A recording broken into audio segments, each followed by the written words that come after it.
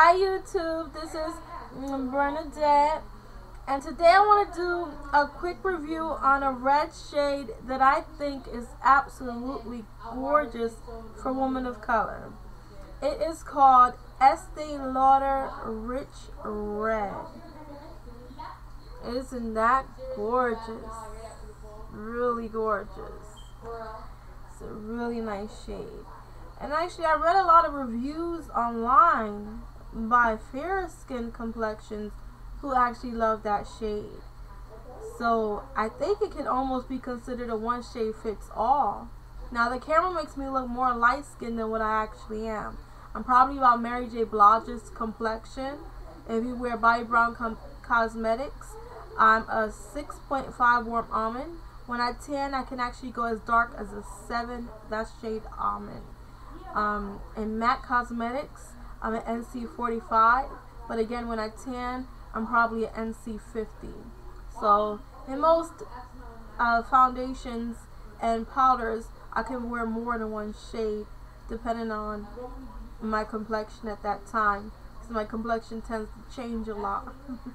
But I am about Mary J. Blige's complexion overall. But you know, when I tan, I can get as dark as Gabrielle Union. So this is a really nice red shade. Right now, Estee Lauder has free standard shipping and free returns on all orders if you purchase online with them.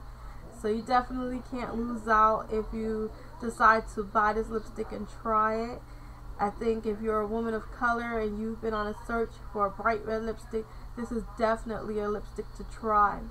Now for my complexion, I'm always told that the violets, the berries, the wines, and even oranges or golds look best with my complexion, which I'm okay with, but I'm a girly girl, and sometimes I want to wear the bright reds and I want to wear the light pinks, so I'm always on a hunt to find those shades to really flatter my complexion.